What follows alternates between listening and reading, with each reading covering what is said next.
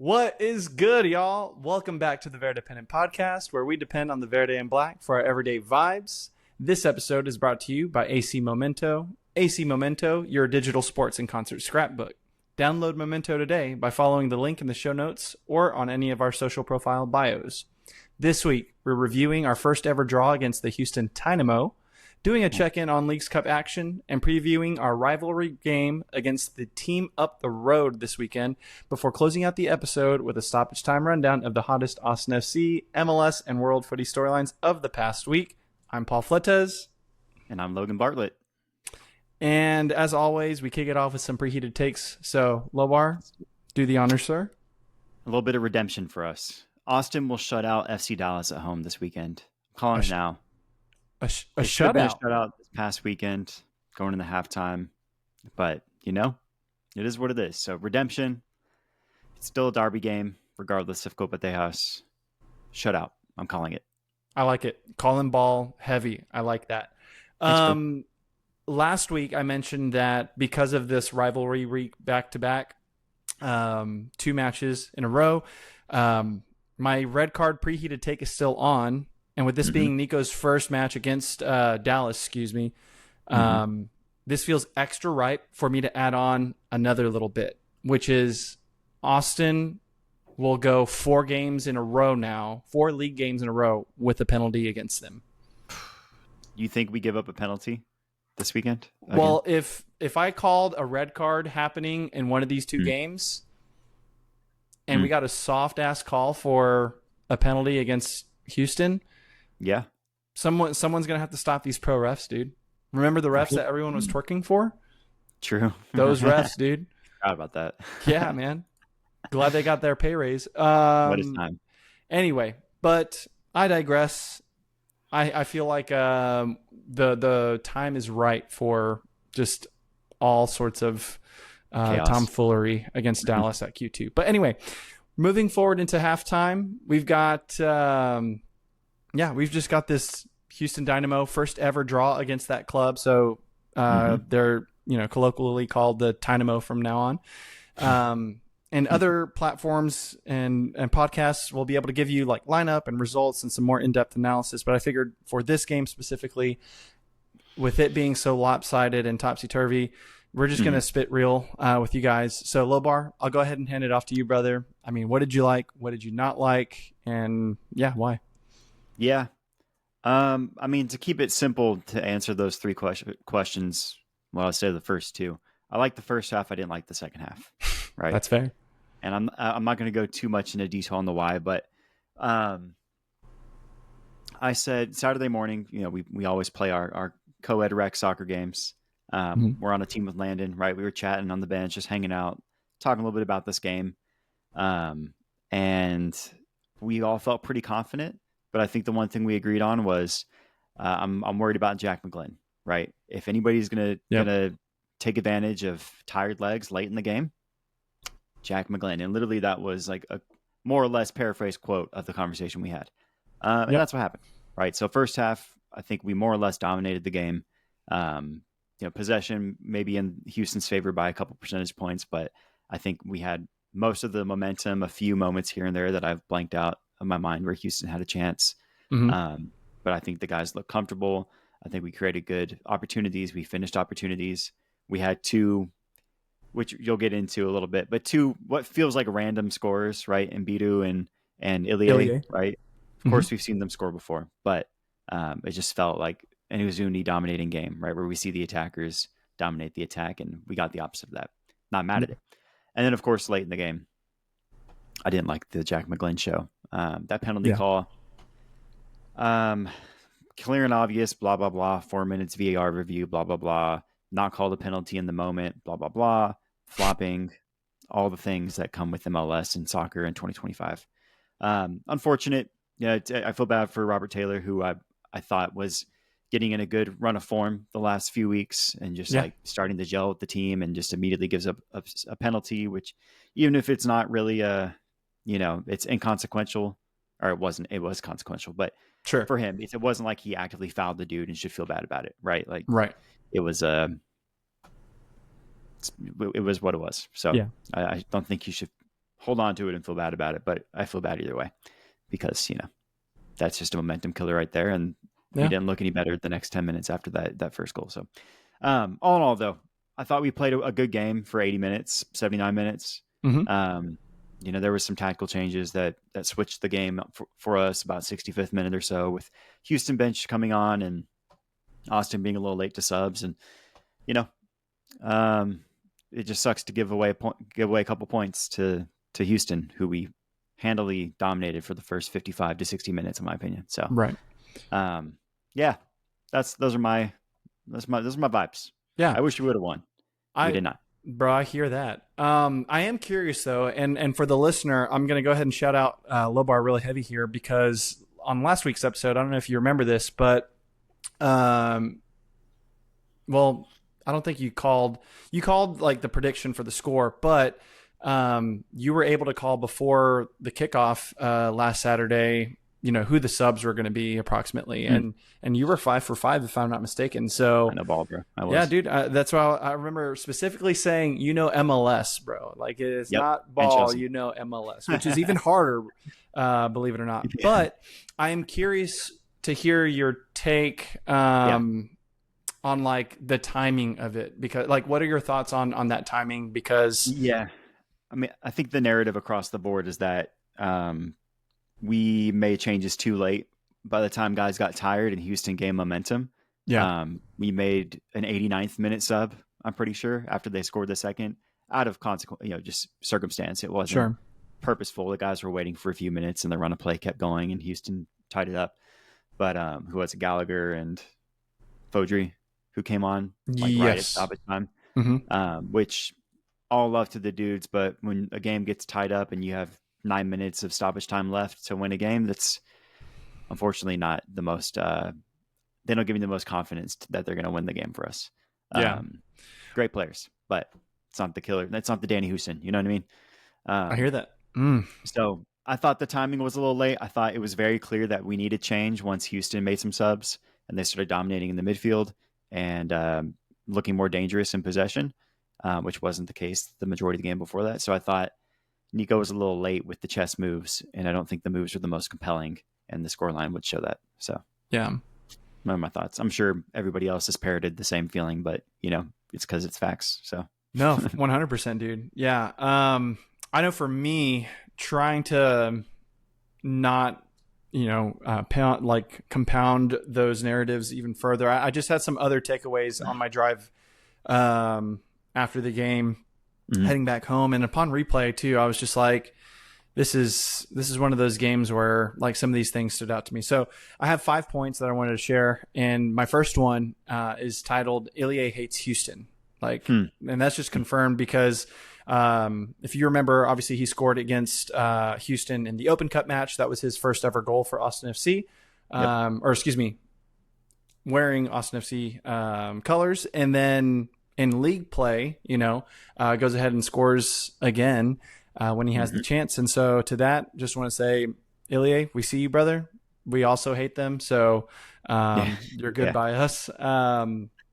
Moving on to the second point, for those that are keeping up with the number of goals we score against MLS keepers, Jonathan Bond is now tied with John Pulskamp from SKC as the 8th most scored on keeper against Austin. So he is climbing up there, not quite to the levels of a Martin Paz or a Slippy Steve.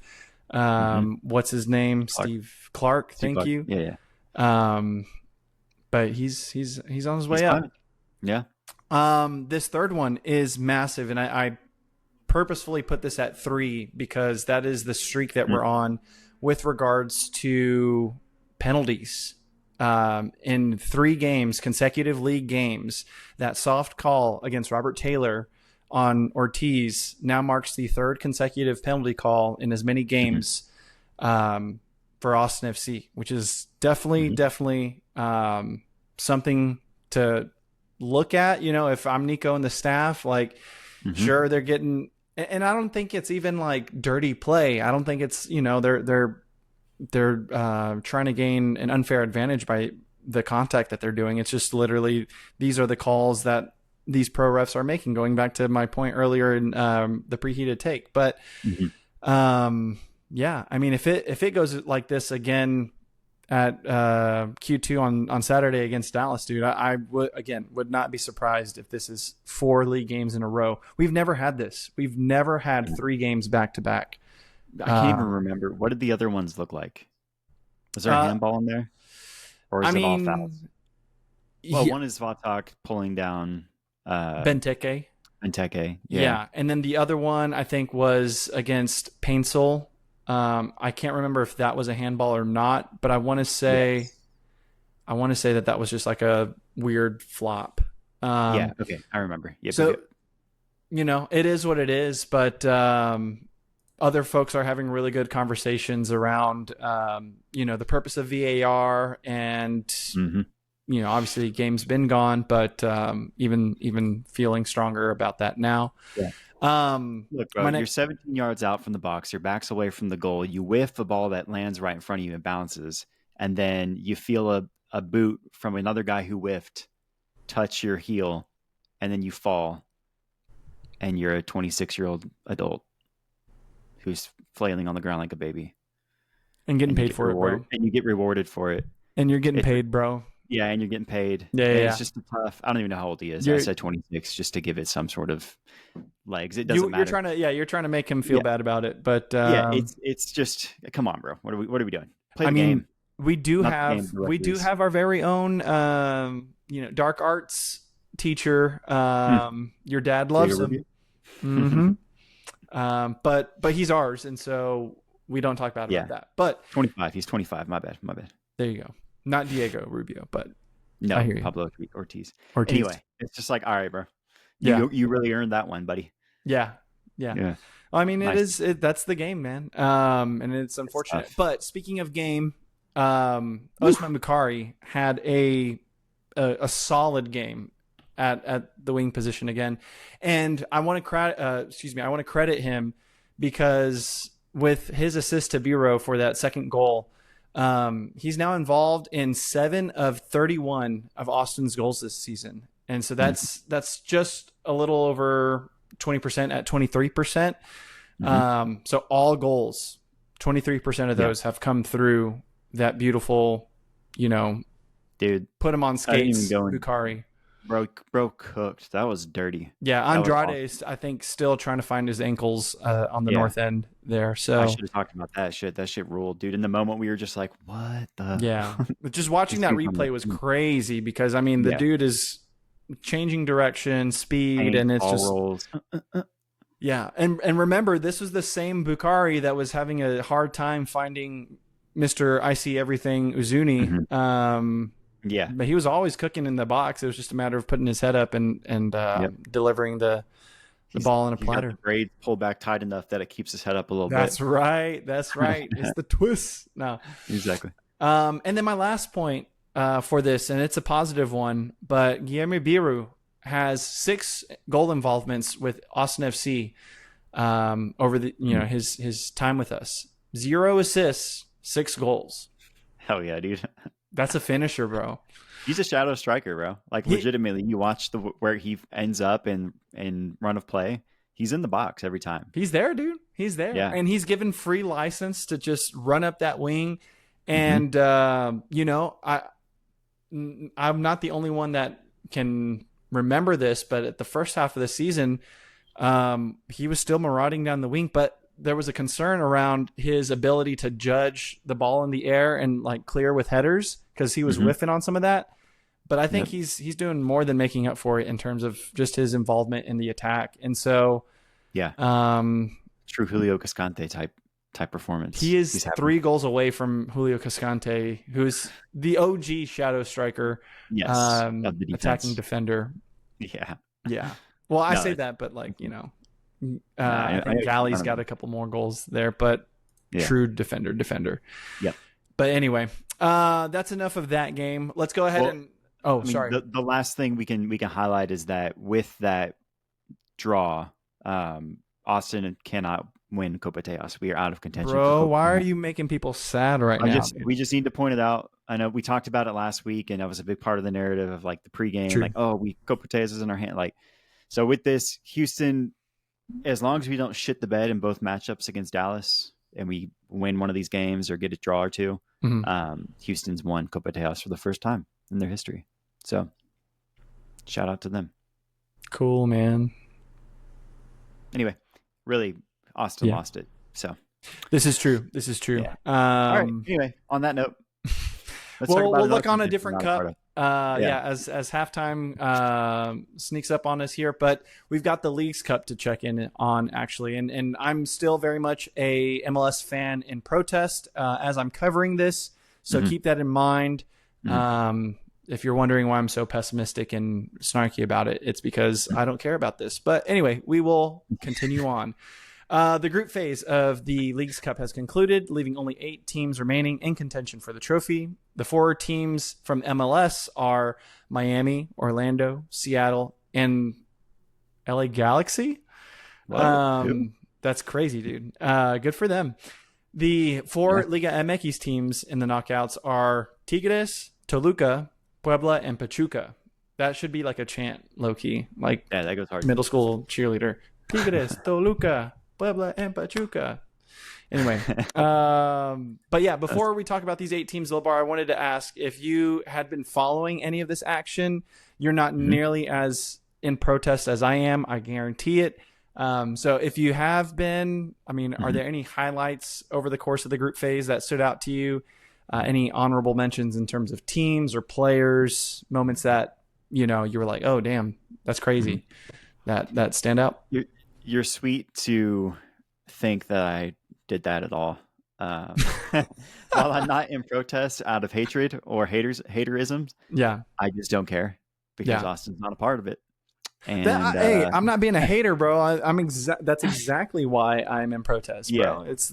My club's not in it. I know. No, I mean, but I have watched less than 45 minutes of combined highlights and games for Leagues Cup this year, and that's an overstatement. Yeah. But the obvious point, right? The obvious thing that stands out is LA Galaxy, right? Who? What? When we talked about the pre-tournament kind of tiers of teams, we ran through an article a while back, I think from Matthew Doyle. Yep. LA Galaxy was at the bottom of bottoms. And here they are now. Not they're in the top 3 actually. They finished ahead of Orlando thanks to goal differential.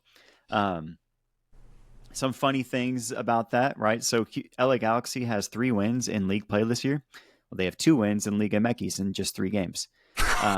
So if they win one more game, which they may, they are tied for the number of games won in Leagues Cup and league play. That's pretty cool for them.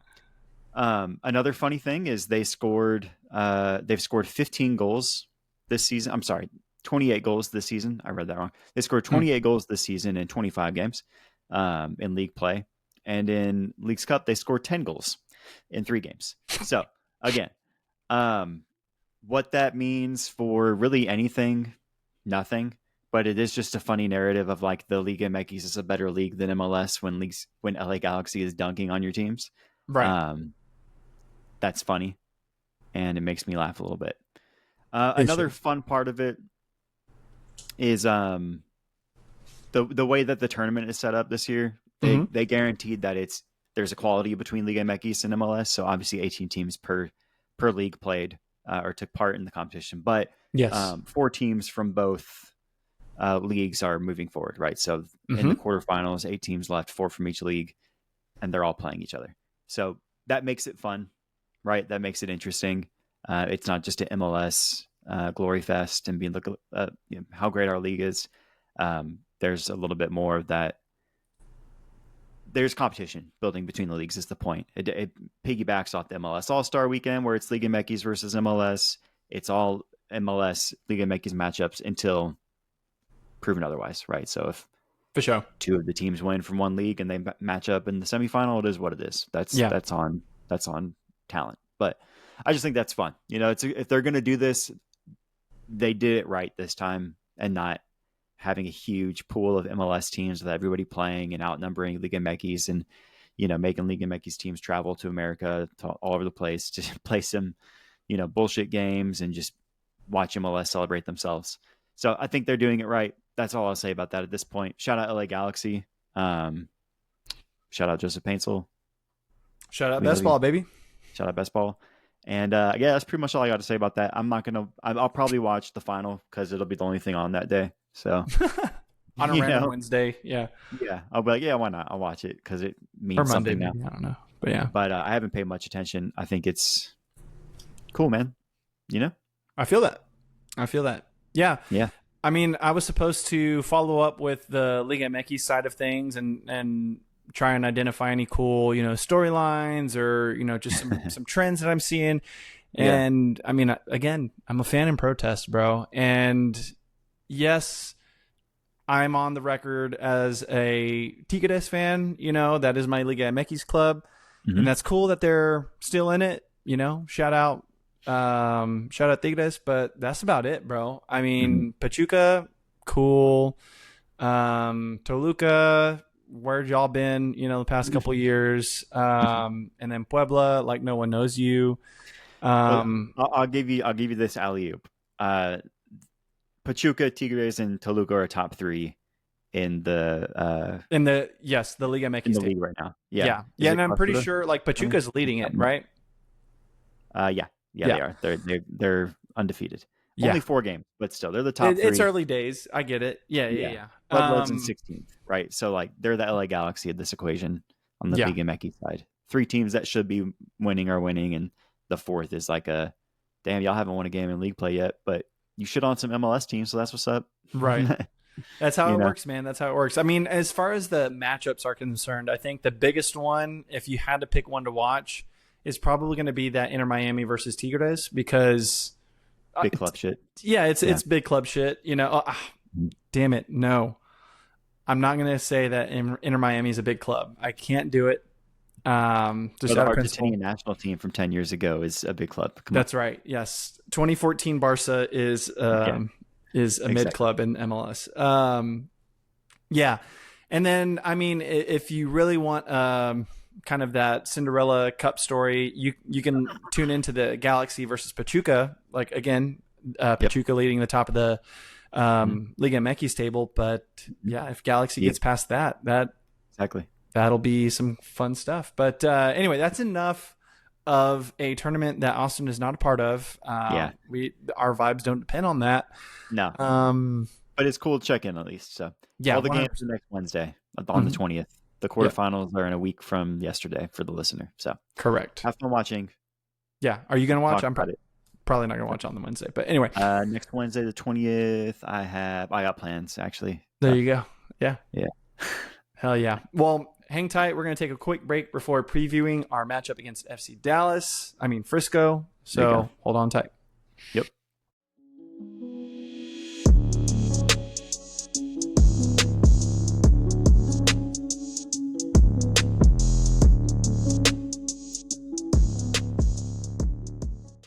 And we're back. And you know who else is back in town? Those boys freaking lot from the, up the road in Frisco. And I'm a little scared. I'll be honest. I'm a little scared because they're coming off of a 2-0 home win against Portland, dude, who is, no small team right now.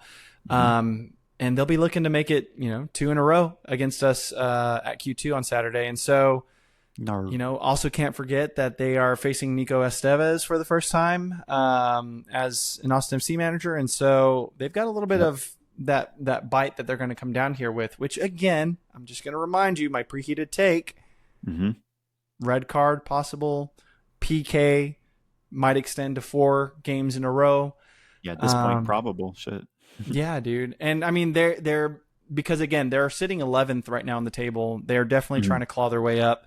But all that to say is that this matchup is not nearly as decisive as the matchups against Houston are. Because remember, we just tied for the first time ever against Houston last weekend. All other games before that have either been a win or a loss. But with Dallas, it's a little bit of a different story. They've got 5 wins to our 3. But luckily our 3 wins have happened on home soil in Q2. So I feel a little bit better when I do remember that, and knowing that our current trajectory, we are still scoring goals in open play. And I think we can tack on another dub. I don't know. So yeah, man, how are you feeling about this? Back-to-back rivalries. Talk to us. Never felt better about a game, bro. I just know that this team's going to win the game, bro. That's all. Like, Austin FC will win this game. They need to. They lost points to Houston. That's unacceptable. They lost Copa Tejas. That's unacceptable, right? I'm thinking from the player's perspective here, right? Not good enough. Another thing we won't win this year.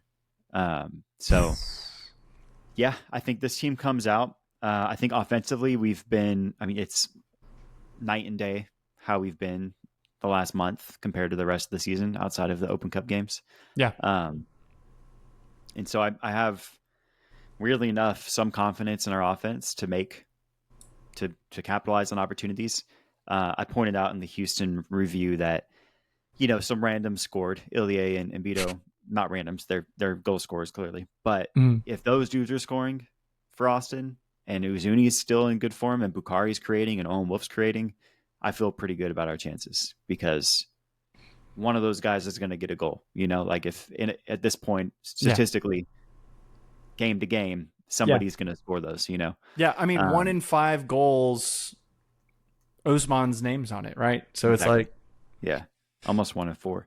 Yeah, and we're feeding him the ball too, and I think we're going to do similar against a team like Dallas, because he's electric, and at home, having that electric presence on the ball and creating opportunity and getting people excited is only a positive, right? It gets him confidence when the crowd is like, oh shit, like, when they're freaking out on their feet and stuff. Yeah. So I think I'm pretty confident in this game. That's not to slant Dallas. I mean, they're only 2 games back from us on the table. So, like, if they were to win this game, they're 3 points back, and all of a sudden it gets weirder for us. But they're not gonna, so I'm not too worried about it. I think more than anything, defensively, the team has something to prove after losing to the pro referees and their own laziness last week. Their 90-minute laziness. So, I think lazy. Oh, I'm hesitant to call it laziness, because like that spot talk redirect is. I mean, he was doing his best to react, but yeah, you know what? I guess you're right. It's just like, dude shouldn't be that open on the back post in the run of play. That's fair. That's fair. Spot talk did his job, but somebody else was supposed to be there doing their job, and they weren't. Yeah. So anyway, all I have to say is though, I think we're gonna make up for our mistakes last week, which are letting the refs decide the game for us, and leaving ourselves open to opportunities for counterattacks to a hungry team. Yeah. So yeah, I feel good about it. That's cool. Yeah. Right on. I like Do you feel that. any different?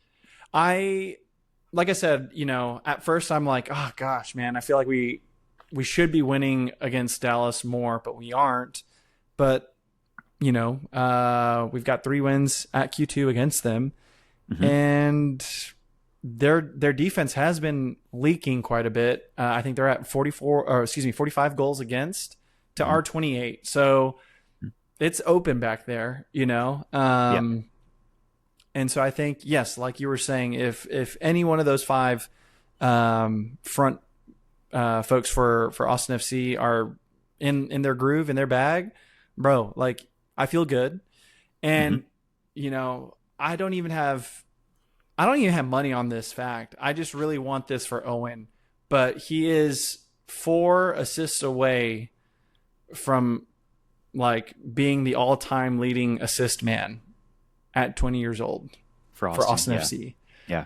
And that blows my mind. And so I think the way that he was facilitating and trying to open up Houston last weekend, I think the same is going to happen against Dallas. And I see him notching an assist here for real. And I like everything that you said about that kind of negative motivation that they're having right now, in terms of like, dang, that we didn't get that Copa Tejas. We dropped the 2 points. That's a draw that felt like a loss. Yeah, I'm with you, man. I think they come out swinging. Just not too hard. Can't have that red. Can't have that pen. Yeah, but, don't actually. But please swing the leg to hit the ball into the goal. That's right. That's right. But yeah, anyway, I know I mentioned the shout out earlier, Lobar, and so I think I want to bring it back to that kind of crystal ball type prediction for you. You mentioned the subs, all 5 of them for the Houston game. Not just the who, but more specifically the when this time. Okay. What are your takes in terms of how Nico's going to alter the lineup against Dallas coming up? Okay. Yeah, I think so. I'm not going to guess the who because who knows what the lineup's going to be. Is Ilya going to start this game? If so, he'll probably get sub because he's old. Like little things like that determine my decision making. But the when, I could see. So I think Nico corrects his mistake that he made last week, in waiting too long with a lead and tired legs. I think we see a very similar setup where we have a good lead at halftime, whether it's 1 or 2 goals. We're winning at halftime, shutting out Dallas. They make some early subs to get things to switch things up tactically, and I think Nico more or less matches to kind of whatever Eric Quill and Dallas do. Yeah, exactly. Snuff out whatever they choose to do. Be like, great, you're going to do this. We're going to neutralize it. We're going to put in so and so and so and so to stop you. I think that probably looks like some defensive subs naturally, like in the like a Galley or Kolmanich coming on the outside backs to match attacking subs who have fresh legs. Yeah. I think naturally it's going to be midfield subs for the same reasons, tired legs. We saw, a tired Ilya and Danny by the time they get subbed out. And so, not good enough to let them be tired and let another team dominate the midfield at home. So I think we see those things be corrected, and I wouldn't be, because we're going to shut out Dallas and win this game handily. I could see Austin using all their subs by like the 75th, 80th minute, making those final subs, knowing that we have a 3-goal lead or something, and make a couple more subs just to kind of not necessarily bunker, but be able to weather just the see it out. Of Dallas attacking heavily to try to get back in the game. So I think that's like a Sapovic coming on. I think that's I doubt a center back sub, but you never know. Especially, if there's a red card and it's against us, like you're calling, we'll probably see a center back have to come on because it's probably going to be a Zvatok or something that gets the card, or another defender, and we see movement. Point being, I will say Julio.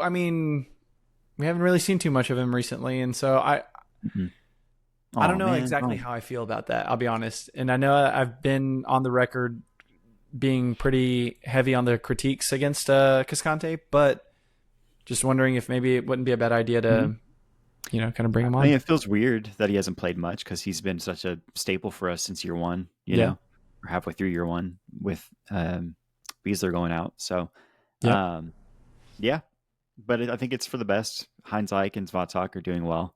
They're doing great as a duo. 25 goals against, bro. If that, with them as a duo, you know what I mean? It's probably less with the minutes they've played. True. But anyway, I think Nico matches to neutralize Dallas's early subs because they're down. Yeah. And we feel good about it. Gotcha. So let me know if I'm right. No, I hear that. So I guess what's interesting now that I don't know why I've never thought of it this way, but just in terms of a purely who subs first kind of situation, you're thinking that he's going to be more reactive instead of proactive in this case? I think it's both one and the same, where he is reactive because last week he wasn't proactive. I hear what you're saying. Houston sub and then waited 15 minutes to do his subs once the momentum had shifted. So, I think it's one of the things where because he's being reactive early on, because we're controlling the game, it means he's being proactive because he's not letting guys get tired when competent and rested subs come in for the last 40 minutes of the game, 35 minutes, so those are my thoughts. So it's a little bit about he's being reactive, but that's a proactive move by him. I hear you, because we are controlling the game at that point, hypothetically, and we should neutralize any opportunity. Hell yeah. Well, close it out for us with your prediction before heading into stoppage. I'm gonna go 3-0 because I think we deserved another goal, or we should have had another goal against the Houston game, and I think the team wants to prove to themselves and to the fans, like, hey, we can do this. That's our bad. We can get 3. Yeah. Here we go. They had some chances for sure. Yeah, because the whole Dos Salcedo thing, right? Like 2-0 is the most dangerous score line in the game, and not for the one with 0, Yeah. For the one that's winning the game. And it was proven once again last weekend. So. Mm-hmm. Shit, dude. I think I'm gonna have to +1 that. I'm feeling like 3-0. Feels good. They've got a leaky defense. We've got a hungry attack. And I think we see Buka on the score sheet. I think we see Owen with an assist. And I think we see Frisco tears, bro. I love it. Yeah, I love it. The Estevez point too. I think he wants to put that to rest and just be like, yeah, I made the right choice. Straight up, bro. Lost y'all real quick, Yeah, that's a good point. Yeah, when you brought that up at the beginning of this half, and you're like, oh, the return of Nico versus Dallas. I just thought of Josh Wolf cheering his little butt when they tied it up, getting all excited in the fucking box. I did not see that, dude. No, I didn't either, but I'm just assuming, right? Like, yes, we did it. I hate Austin. You guys are mean. That kind of like, just getting overexcited because it's his old club that fired him. Tough, yeah. So it's our turn now. It is. That's true. Well, let's do a little stoppage, shall we? Yeah, let's do it. Heck yeah. Looking over at our next pro team, Austin FC 2. They unfortunately fell in penalties last week against FC Frisquito. I like that. Try to get the Frisco in there. Yeah. But is it North Texas or whatever is their Texas team? Okay. Yeah. Who cares? But yeah, we haven't done a good job of keeping up with Austin FC2 on the podcast. I think the Damian loss excitement in seasons past kept us going, and of course Micah Burton. But now that a lot of those guys are in season 2, 3, or on loan for another year, it's we got to pay respect to Jimmy Time and all the dudes out there putting in a good shift. They're in playoff contention. They deserve some time. So we'll definitely talk more about them moving forward. But for sure, point being is, sucks to see them, quote unquote, fall. I know they still get a point for the draw. Yeah. But it's just one of those things where it's like, damn, how it is, man. Yeah. But we'll be better following them. For sure. And I think we might even look at, going to one of these next home games coming up, because I think there's only 2 or 3 left. So 3, something 6 like that. or 7 games total left. Correct. Few. Yes. Yeah. And then few at home. Feel that. Yeah. Looking over at MLS play, we've got LAFC drawing Chicago Fire 2-2 in a Human Song debut off the bench. No goal involvement though, correct? Not directly. He did earn a penalty that Buonga took. Shit. If I'm not mistaken. Okay. So he earned the penalty, gave it to Denny, like, yep, this is you, big dog. Yeah. And Denny slotted it. So, but I mean, the fact that he had 18 minutes plus stoppage and had a 3.5-minute highlight video that's not just fan service, it's like him actually doing stuff. Right. Is good for LAFC, right? They clearly have something fun to do. And shout out, I don't know who the guy on the right wing is, or if he was the fullback playing deep on the attack for LAFC, but that dude kept getting the ball in space on the right wing, running his ass off, and then lasering it to Son every time. He was like, "Here you go, dog." It wasn't Hollingshead? No, I don't think. I feel like it might have been. Dude, I don't even remember. It's all a blur. I just remember that point being like, "Oh, there's a dude just feeding Son over and over again." Yeah. Oh yeah, they're buddies. He's going to make sure he gets PT. Right. I feel that. I don't know if it was Hollingshead or somebody else. It doesn't matter. But shout out that guy. Hell yeah. Looking over at the NWSL, we have Houston Dash taking all 3 points against North Carolina Courage at home, and Lobar, your San Diego, drawing 1-1 against Angel City FC, bro. Talk that talk, bro. What you got? Yeah. Good for Houston Dash. What are y'all still, 14th or something? Stop. Is that right? 12th. Sorry. I should put some respect on our name, My bad. You're just you're just in double digits. Good for you. No, San Diego Wave, it's one of those games where it's a rivalry. It's the the Texas Derby of Southern California, the WSL vibes, NWSL vibes. Jeez, words are hard. All that to say is it was a good game, hard fought game. Both goals were scored in the last 10 minutes, including stoppage. San Diego took the lead and then quickly let the draw go. So it's not like it was necessarily devastating, but it's a tough fought game. So yeah, still sitting in fourth, no complaints to that. We're in a good spot for hosting a playoff game. So that's good. I was gonna say that.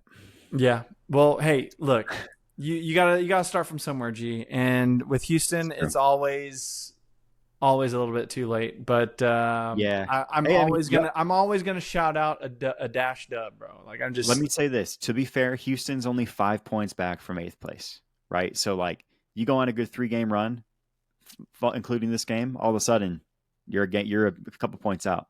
San Diego, they've had 3 straight draws. I don't like that necessarily. Yeah. But as long as you turn those into wins moving forward and don't revert to losses, I'll feel good still. Like, great. Yeah. That's the points in the season where you look back like, hey, those could have been losses if you keep up good form. So it is what it is. Heck yeah. Looking across the pond, we've got Ballon d'Or nominee list. And that's for like, men's, women's, you got coaches, you got clubs of the year and all that good stuff. But we're just going to shout out a couple, names here, mostly from a Chelsea perspective, for men's and women's. And then because of league's correspondence on the Serie A side of things, I'll probably start there so we can close it out with the Chelsea bit here. But we've got the likes of Lautaro Martinez and Denzel Dumfries from Inter Milan, who got clapped in that 5-0 Champions League loss against PSG. Yeah. LOL. Scott McTominay for Napoli, who lit the league up. He was awesome. So good for the Scot there. And then over in Chelsea land, we've got Cole Palmer doing his thing. He's up there for the male side. For the female side, we've got Joanna Kennerid, aka JoJo, Sandy Baltimore, Lucy Bronze, and Hannah Hampton, all on the women's list for the nominations. So lots of blue in there. How you feeling? Do you think maybe this year, sure, but in the next, let's say 4 years, right? When assuming both cores of Chelsea men's and women are thing, do you think we sweep it, men's and women's, over that stretch? Okay. Yes. I think so too. I knew exactly what you were going to ask, bro. And yes. Yeah. Because I feel the same way. Men's, just the fact that women's, coach, fucking club, bro. Yep. I think we sweep it because this is going to be the case, and I'm sure it has for years in the past. The Chelsea women's is always going to have multiple people, right? Yes. I think the men's club was snubbed this year, not having multiple, at least having Caicedo on that list. Declan Rice over Caicedo, I think, is a choice. I'm sure a lot of fans would agree with it, but you're Gooners, so that's on you, dog. You made that choice. Right. Caicedo was him this year. So I think he should have been on there. And I think moving forward, that will be corrected, where we have Cole Palmer, João Pedro, Caicedo, Enzo. It's going to be it's going to be heavy in the Chelsea men's as well, because the women are doing their part. So anyway, that's exciting. And I just was thinking, I was like, when's the last time, other than Messi, MLS player has been nominated? And I think it had to have been David Beckham. Maybe Ibra. I doubt it. I don't think Ibra had. Well, are we saying while he was in the MLS? Yes. But no, he was old, so I don't see how Ibra, by the time he came to Galaxy, bro. I don't think it was like that. David Beckham was still prime, Ish, so, prime adjacent, prime enough. Yeah, that boy said prime adjacent. Yeah, you know what I mean. Like he was not 38. Correct. So anyway, it just made me think, because I was like, damn, it's just Europe. It's just Europe. Yeah. Which is interesting when they're like, Brazil's a top 5 league and MLS is encroaching top 10 and we have Messi. Right. He hasn't made it twice now. So just wait, bro. Owen Wolf going to be up there. That'd be crazy. Yeah. It just makes me, we don't have to talk about this now, but it just makes me think, like, what does an MLS player have to do to get on that list, right? Like, get out of MLS, play, bro. CONCACAF dubs, like they gotta win a lot of shit. yeah. I mean, it's perennial, like winning is how you get on there. Cause I mean, that's you look at those lists, it's always, the two finalists for the Continental, games, and says with Champions League, and really that's it. It's just a bunch of Champions League players, and then Cole Palmer, who's Champions League quality. Yep.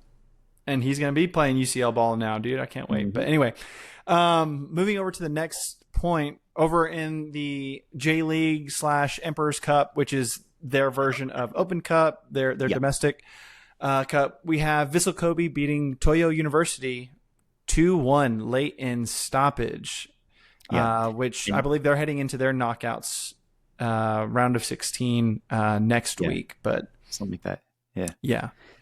This one was interesting. We covered it a while back. Maybe even, it could have been last week, but I don't even remember. But last time we talked about it, we covered this because we teed it up.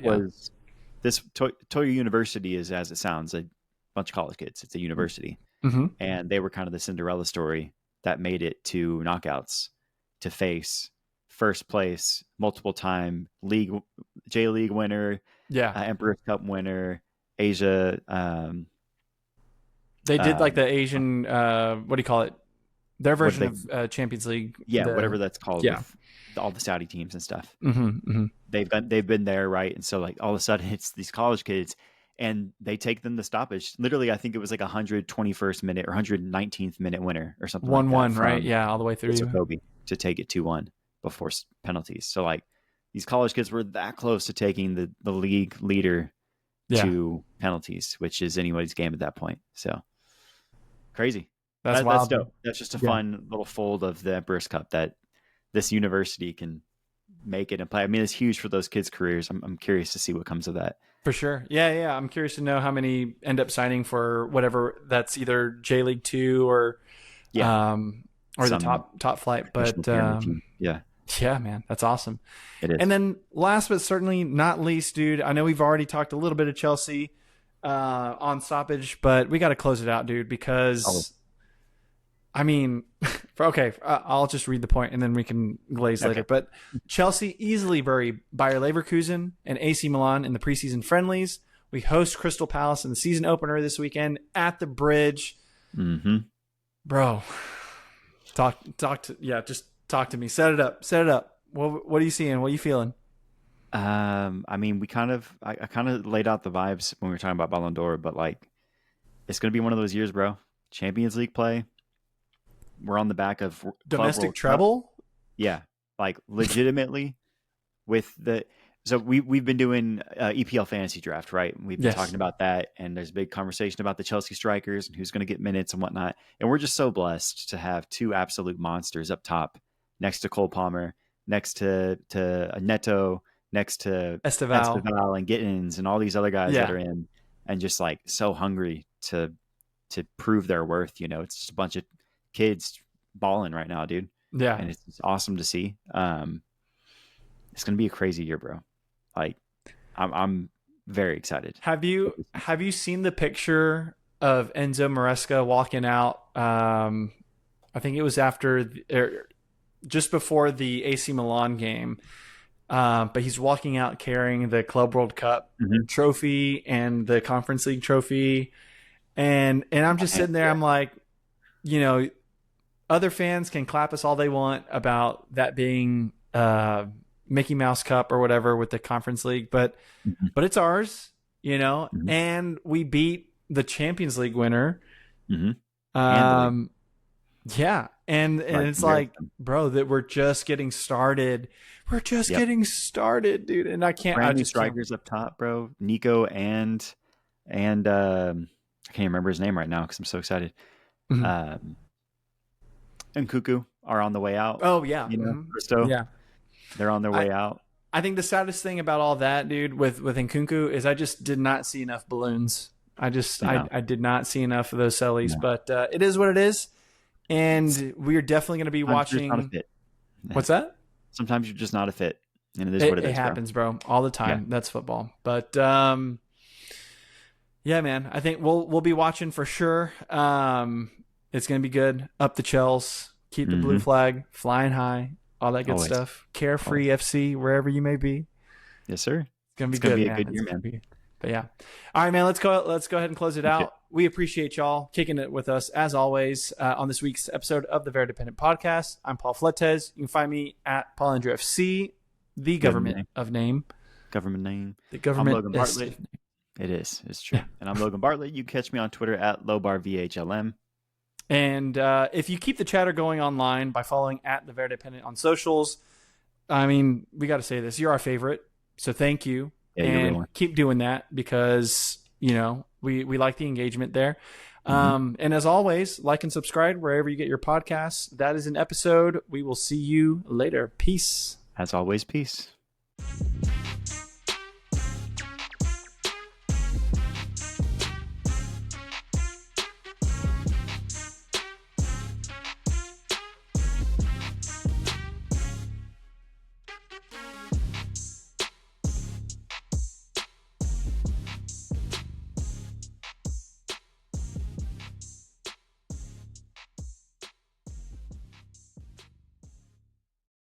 Oh, why are you screaming at me? Oh my God.